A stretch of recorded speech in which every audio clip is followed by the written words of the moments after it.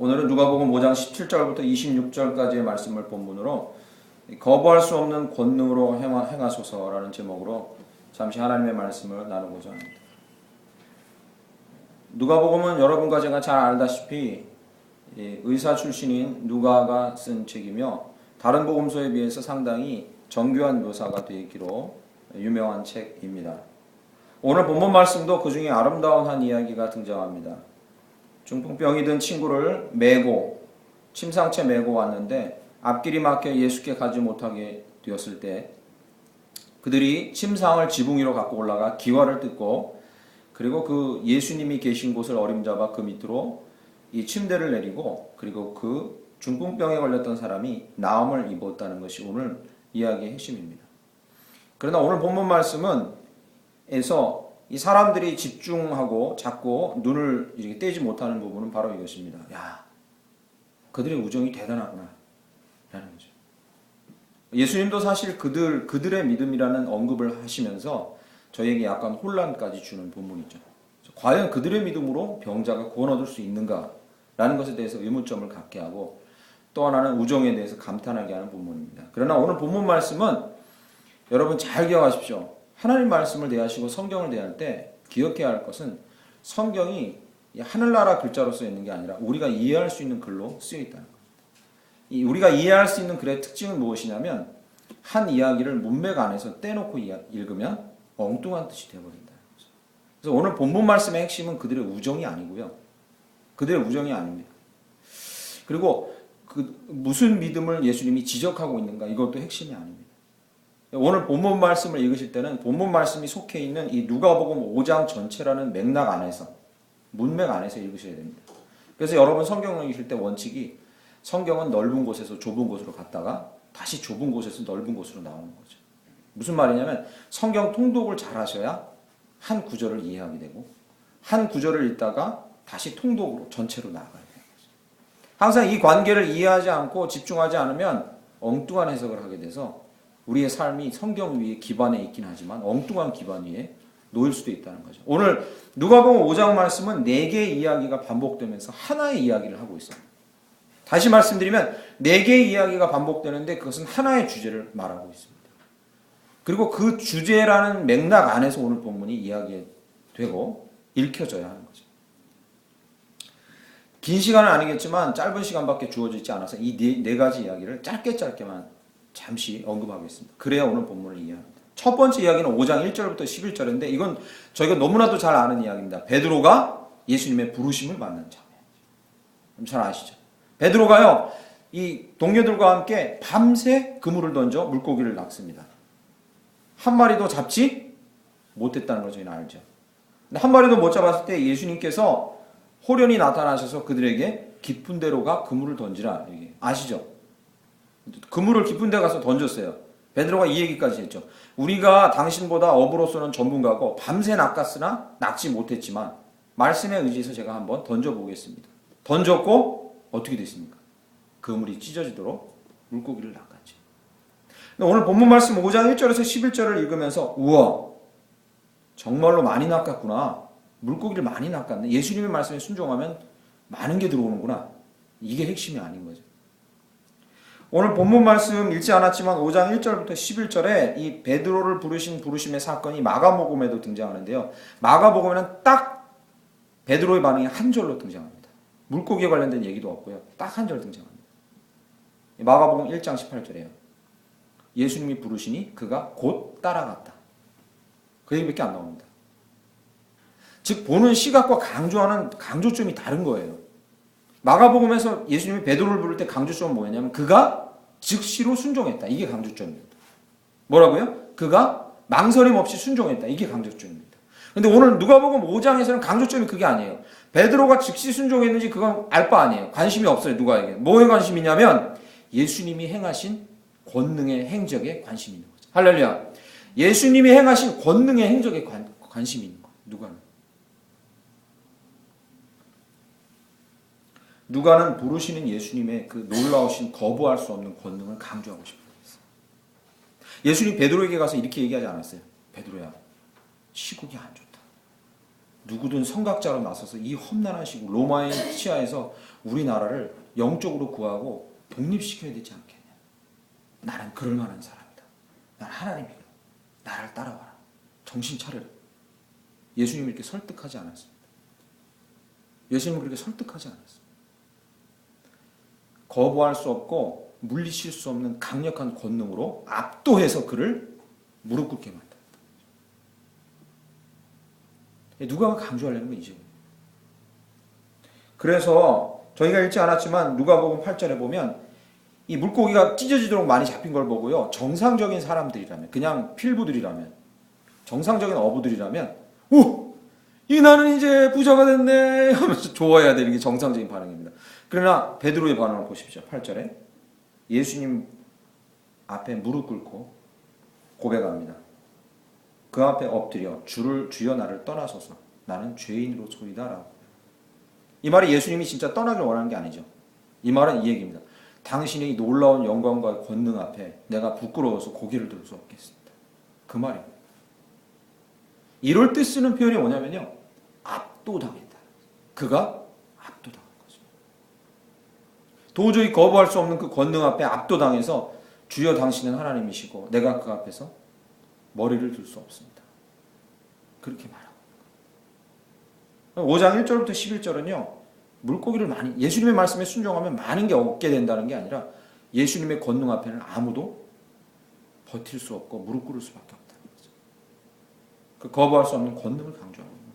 어디 그뿐입니까? 5장 12절에서 16절은 나병 환자의 이야기를 쓰고 있습니다. 나병 환자.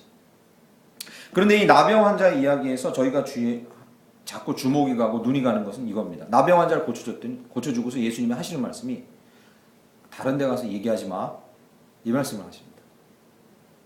아니, 어차피 예수님 다 알려질 건데 왜 그런 얘기 하는 게 무슨 의미가 있냐.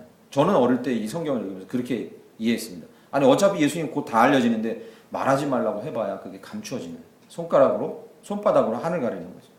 그런데 오늘 본문 말씀에서 이 나병 환자를 고쳐준 사건에서는 말하지 말라고 하시는 예수님의 말씀에 집중해야 되는 게 아니라 그 다음에 따라 나오는 예수님의 말씀에 집중해야 됩니다. 뭐라고 말씀하십니까? 제사장들에게 가서 네가 깨끗해졌다는 것을 제사를 드리고 인정받으라. 이 말에 이 본문에서 이 나병 환자를 고친 사건에서 핵심은 바로 이 부분입니다. 네가 지금 가서 제사장들에게 가서 몸을 보이고 제사를 드리고 네가 깨끗해졌다는 것을 확인받으라. 그게 핵심입니다. 왜입니까? 당시 사람들에게 나병이 걸렸다는 건요. 아픈 것보다 더 괴로운 게 무엇이냐면 공동체에서 철저하게 소외돼서 공동체 안으로 들어갈 수 없고 교제가 끊겨서 절망적인 상황에 처한다는 거예요. 그래서 나병이 나은 사람에게 가장 우선적인 일은 뭐냐면 가서 제사장들에게 내 몸이 깨끗해졌으니까 이 사람은 공동체 안으로 들어와도 됩니다라는 허가를 받게 해주십시오라고 말하는 게 제일 우선이었습니다. 그렇게도 그리던 가족들에게 갈 수 있고 공동체 안에 들어갈 수 있거든요. 예수님 그렇게 말씀하시면서요. 제일 중요한 게 무엇인지 강조하고 있는 겁니다. 너 제사장들한테 가서 제사장들이 너한테 뭐라고 하는지 잘 들어봐. 그러면 제사장들이 그 나병 걸렸던 환자에게 할 수 있는 말이 뭡니까? 네가 어떻게 나았는지 난 모르겠는데 나은 건 맞네? 이 제사장들이 해줄 수 있는 일입니다. 예수님은 이걸 강조하면서 뭘 말씀하시려는 겁니까? 제사장들이 할 수 있는 일은요. 병이 나았는지 안 나았는지를 확인하고 도장 찍어주는 것밖에 없습니다. 병이 낫게 할 수는 없다는 거죠. 제사장들한테 가서 병이 나았다는 걸 확인해라. 그럼 이 사람은 가는 동안에 뭘 생각하겠습니까? 아, 내가 제사장들한테 병이 나았다는 걸 확인하는구나. 내가 어떻게 나았지? 어떻게 나았습니까? 예수님이 권능으로 고쳐주신 거죠. 할렐루야. 제사장들이 할 수 있는 일, 기껏 할 수 있는 일은 뭐였냐면 나았는지 안 나았는지를 확인하고 공동체 안에 들여보내는 것밖에 없습니다. 그러나 예수님이 하실 수 있는 일은 무엇입니까? 거부할 수 없는 권능으로 병에게 명할 때 병을 직접 낫게 하시는 역사를 하는 거죠. 권능으로 병을 고치시는 것. 예수님 말씀하신 대로 제사장들은 율법에 능통하고 율법을 적용할 수 있지만 율법을 완성하시고 율법을 뛰어넘어 권능으로 행하시는 분은 예수님밖에 없다는 사실을 강조하려는 겁니다. 여기도 같은 주제가 흐르고 있죠. 뭡니까? 예수님의 권능은 거부할 수 없다. 거부할 수 없는 압도적인 권능으로 우리에게 다가오고 계시다. 오늘 본문을 살짝 건너뛰어서 27절로 가면 27절에 오늘 읽지 않았는데 오늘 저희가 봉독한 본문 27절부터 그 뒷부분에 이 세리 레위를 부르시는 예수님의 부름이 나옵니다. 아시죠? 레위. 세리가 누굽니까? 당시의 착취. 일제시대에 우리나라를 착취했던 총독부처럼 우리나라의 세금을 걷어서 자기가 거기에 더 띄어먹고 로마의 정부에 바치는 이 세리. 이를 부르시고 구원 얻고 예수의 제자로 삼게 합니다. 그런데 우리는 레위가 이 회심한 사건을 놓고 어디에 집중하냐면 그가 모든 재산을 다 바쳤다는 데 집중합니다. 그가 모든 재산을 다 내놓고 예수님 제자가 됐다. 대단하다. 그러나 오늘 이 본문에서 이 레위가 예수님의 부르심을 받는 장면에서 저희가 집중해야 되는 것은 29절과 31절에 두 번 등장하는 두 개의 단어입니다. 29절에 이렇게 얘기합니다. 그가 큰 잔치를 베풀었다. 확인하셨습니까? 29절에 레위가 부름을 받고 큰 잔치를 베풀었다 얘기합니다. 얼마나 큰 잔치였길래 되게 대단한 잔치였길래 주변 사람들이 몰려들어서 왜 세리랑 밥 먹습니까? 하고 예수님을 지적할 정도로 막 마을이 떠들썩하게 잔치를 벌였다는 거죠. 31절에 한 단어를 집중해야 됩니다. 병든 자. 나는 병든 자를 위하였다. 이 레위가 돌아오는 장면에서는요. 이 부분에 집중해야 됩니다. 이건 뭘 말씀하시는 겁니까? 이제 아시겠죠? 5장 1절 베드로 얘기, 나병 환자 얘기, 그리고 오늘 레위가 부름받는 얘기 다 똑같은 맥락에 흐르고 있습니다. 레위가 부름받는 장면에서 그가 돈을 다 갖다 바친 게 중요한 게 아니라요.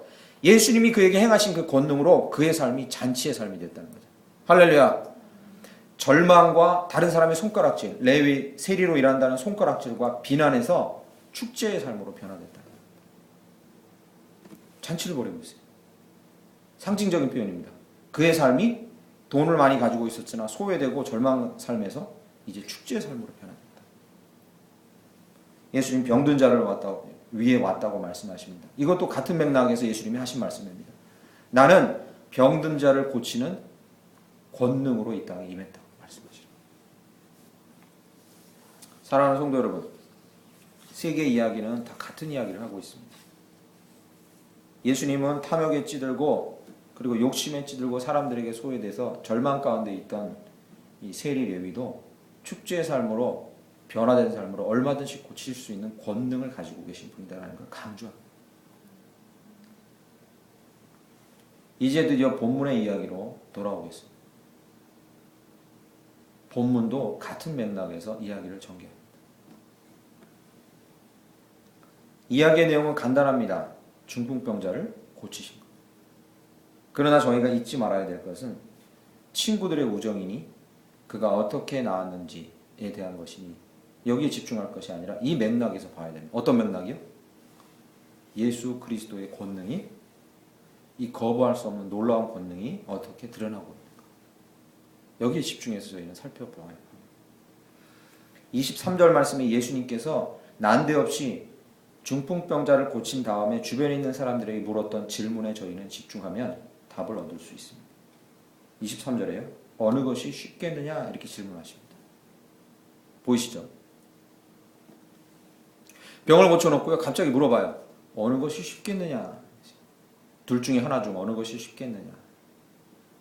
선택을 해보는 거죠. 사람들은 갈등에 쌓입니다. 하나는요. 네가 죄사함을 받았다. 방금 병 고침을 받은 중풍병자한테 네가 죄사함을 받았다라고 말하는 것과 또 하나는요.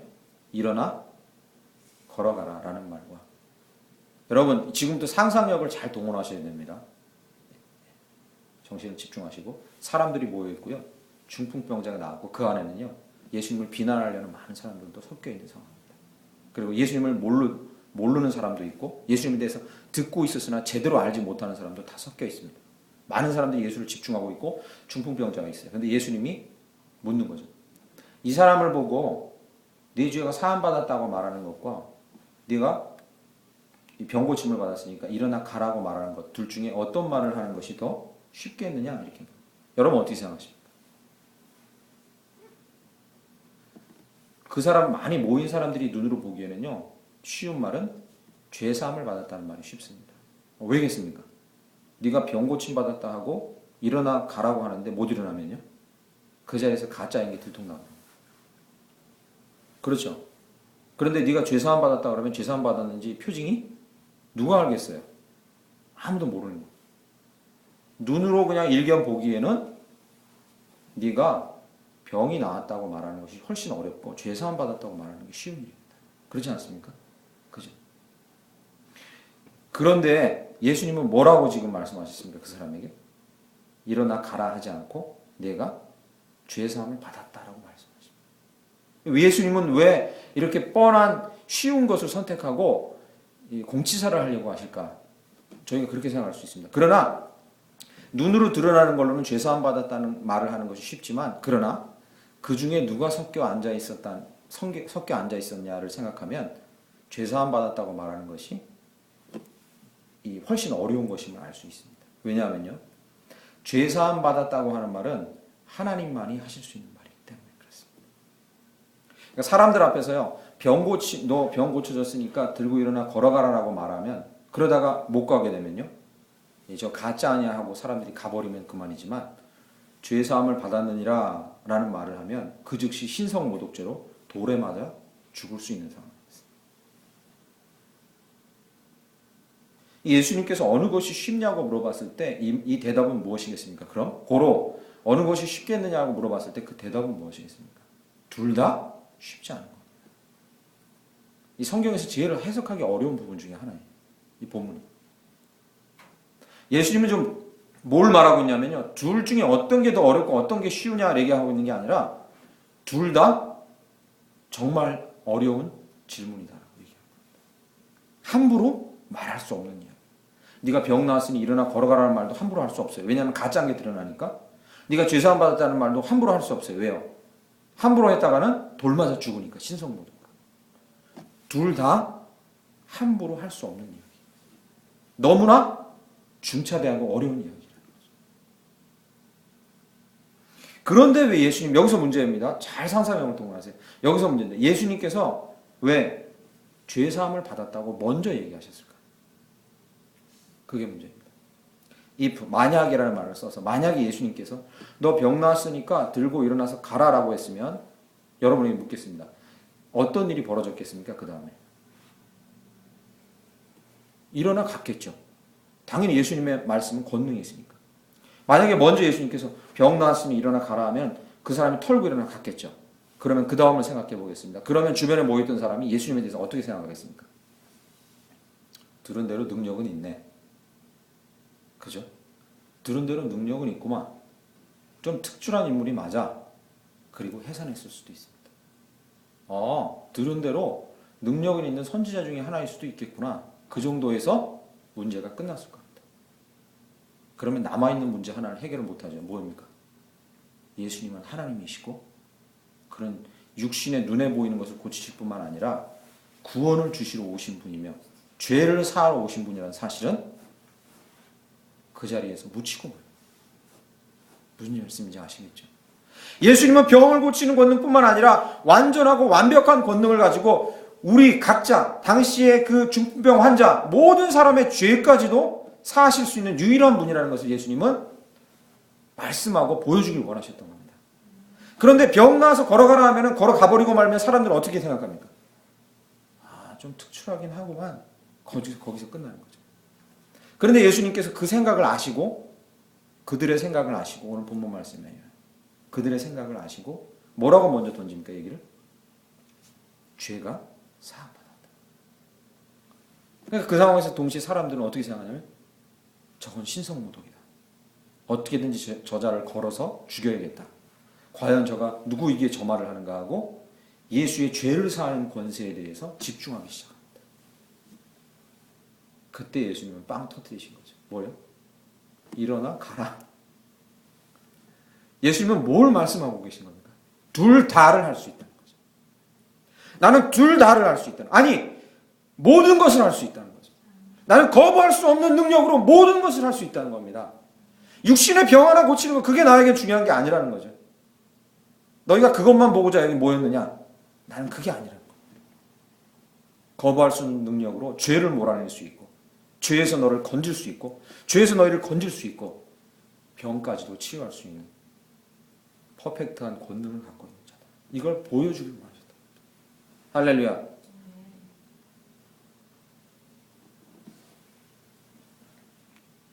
거기에 그 말씀을 듣고요. 이 중풍병자는 반응합니다. 아, 진짜 예수님이 이걸 의도하시고 그렇게 몰아가고 계셨구나라고 완벽하게 증명하는 반응을 합니다. 25절에요. 그는 곧 일어나서 반응하고 걸어갑니다. 그리고 또 하나 중요한 게 있습니다. 25절에 다시 한번 주의 깊게 보겠습니다. 25절에 보시면요. 그 사람이 그들 앞에서 곧 일어나 그 누웠던 것을 가지고 하나님께 뭐요? 영광을 돌리며 자기 집으로 돌아가요. 26절에 이어집니다. 모든 사람이 하나님께 영광을 돌리며 심히 두려워해요.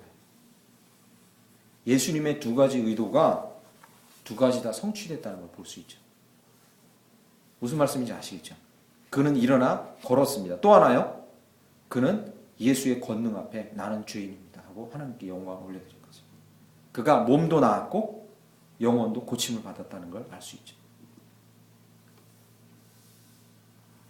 여러분, 예수님은 지금도 누구도 거부할 수 없는 권능으로 우리 가운데 이 세상 가운데 행하고 계신 줄 믿습니다.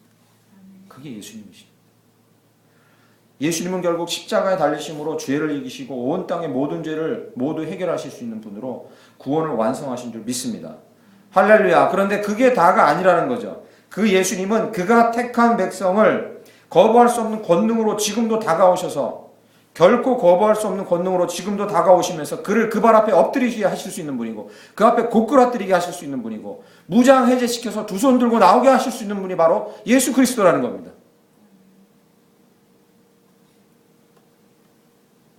여러분 사도 바울 이야기 아시죠? 사울이었던 바울 이야기 아시죠? 환한 빛을 보고 주의 음성을 듣고 사울이 그 교만하고 당당했던 사울이 주 앞에 꼬꾸라집니다. 그때 사울이 묻는 질문 여러분 아시죠? 누구십니까? 당신이 누구십니까? 예수님이 뭐라고 하십니까? 네가 핍박하는 예수다. 여러분 예수님이 사울에게 바울에게 이렇게 얘기하신 게 아니에요. 너 이제 정신 차려야 되지 않았냐? 이렇게 많이 보여줘도 모르겠냐? 이 증거가 이렇게 많은데 모르겠냐? 내가 너를 그렇게 준비시키고 가말리엘 문화에서 그렇게 훈련시킨 게 무슨 목적인지 모르겠냐? 이렇게 설득하신 게 아니에요. 이런 설득이 필요 없어요. 그런 게 필요 없으신 분이거든요. 강한 빛과 함께 거부할 수 없는 압도적인 성령의 능력으로 그를 그냥 고꾸라뜨리신 거예요. 그게 예수 그리스도신 거예요. 이것은요, 우리가 사랑하는 사람과 세상을 향해 끝까지 소망을 견지해야 되는 이유입니다. 잘 들으십시오. 지금까지 저희가 살펴봤던 이 본문과 이 사도 바울이 겪은 일은 왜 우리가 사랑하는 사람을 끝까지 포기하지 말아야 되는가 그 이유고 이 험난해진 세상과 마지막으로 가고 있다는 세상을 포기하지 말아야 돼. 끝까지 포기하지 말아야 되는가의 이유입니다. 왜요? 그분은 거부할 수 없는 권능으로 세상을 바꾸실 수 있고 아무리 교만한 우리가 사랑하는 사람도 바꾸실 수 있는 분이라는 거죠. 할렐루야. 우리 눈에는 도저히 변화될 수 없는 것 같은 세상도 그분의 권능 앞에서는 언제든지 변할 수 있다는 것을 우리가 믿어야 됩니다. 우리가 보기에 내가 사랑하지만 너무나 교만하고 삶에 자신감이 넘쳐서 도저히 주를 믿을 수 없는 것 같은 사람도 주님은 압도함으로 그 거부할 수 없는 권능으로 압도함으로 변화시킬 수 있는 사람이라는 것을 믿어야 한다는 겁니다.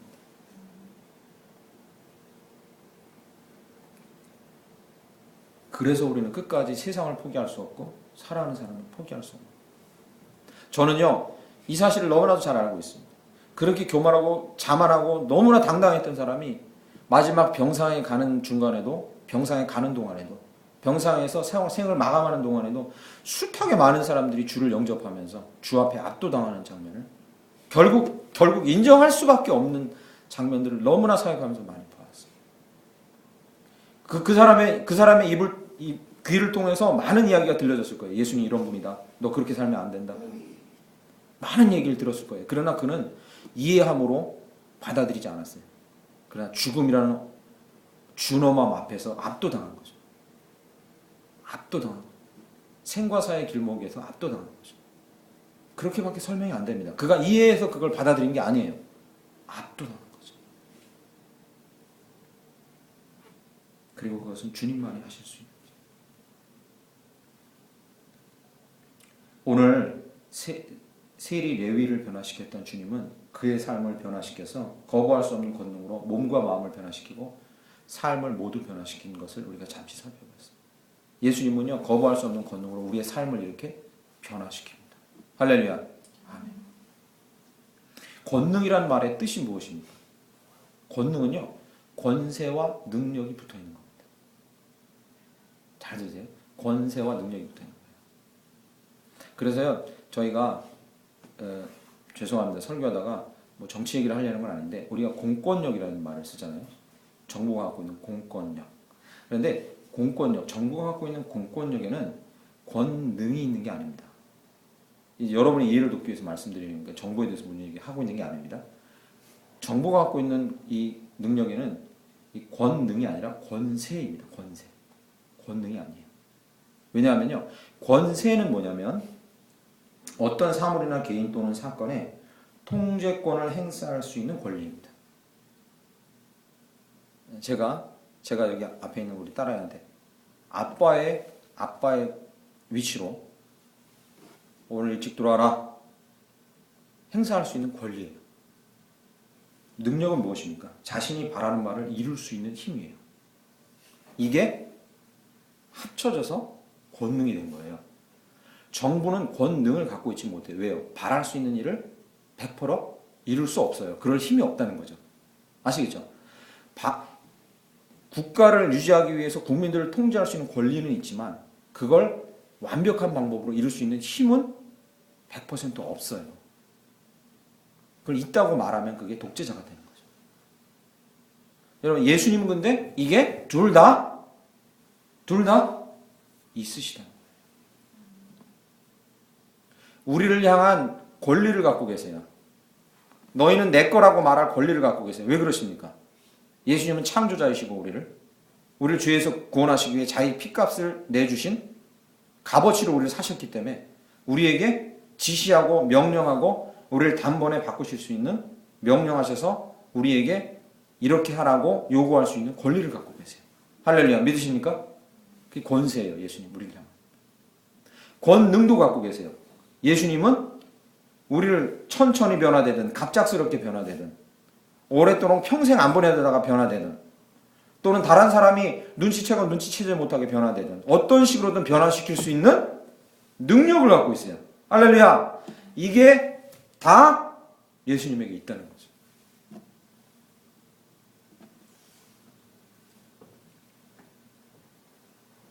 거부할 수 있으시겠습니까?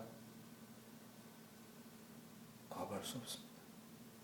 그런 권리가 있으시고 그런 100%의 능력, 온전한 능력을 갖고 계신 분 앞에 우리가 어찌 감히 거부할 수 있겠습니까? 거부할 수 없습니다. 그럴 때는 어떻게 해야 됩니까? 맞아들이는 거죠. 한 가지 방법밖에 없는 거예요. 그럴 때는요, 맞아들이는 거예요. 맞아들이는 거예요. 여러분 오해하지 마십시오.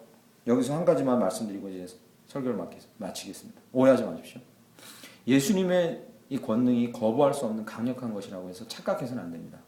예수님이 우리의 코를 꿰고 손과 발에 고랑을 매서 자기가 하라는 대로 시키는 대로 끌고 가는 그런 분으로 우리를 그의 권능을 사용하신다. 그렇지는 않습니다. 그렇게 하시지 않습니다. 절대 그렇게 안 합니다. 우리의 자유의지를 존중하세요. 우리의 코 꿰고 손과 발 묶어가지고 자기 마음대로 끌고 다니시. 그렇게 우리를 거부할 수 없게 만든다는 게 아닙니다. 그건 주님의 권능이 아닙니다. 그러면요, 우리 스스로 무릎 꿇게 한다는 거죠. 우리 스스로. 그 압도하는 힘이 너무 커서 도저히 그냥 뻣뻣하게 고개 들고 서 있을 수 없게 만든다. 그렇게 하려면 주님께서 어떻게 하시겠습니까? 그의 영광을 보여주시고 성령을 통해서 감동을 주시고 우리의 삶의 모든 부분에 변화를 일으켜주시고 경고해 주시고 깨닫게 해주시고 감히 네가 내 앞에서 그래서는 안 된다고 우리의 마음에 두려움도 주시고 사랑도 주셔서 우리를 스스로 그분 앞에서 무릎 꿇게 하신다.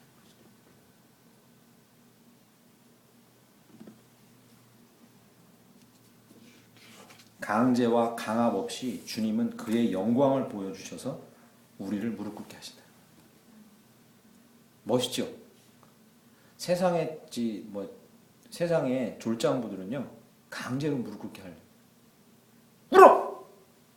이게 안 꿇어. 이 졸장부들이죠. 그러나 하나님은요, 그의 영광을 보여주셔서 우리 스스로 그분 앞에 무릎 꿇게 합니다. 그래서 하나님의 영광이라는 단어에 무게라는 단어가 포함되어 있는 겁니다. 그 무게를 견딜 수 없어서 하나님의 영광을 경험한 자들은 그 앞에 무릎 스스로 꿇을 수밖에 없고 복종할 수밖에 없게 되는 거죠.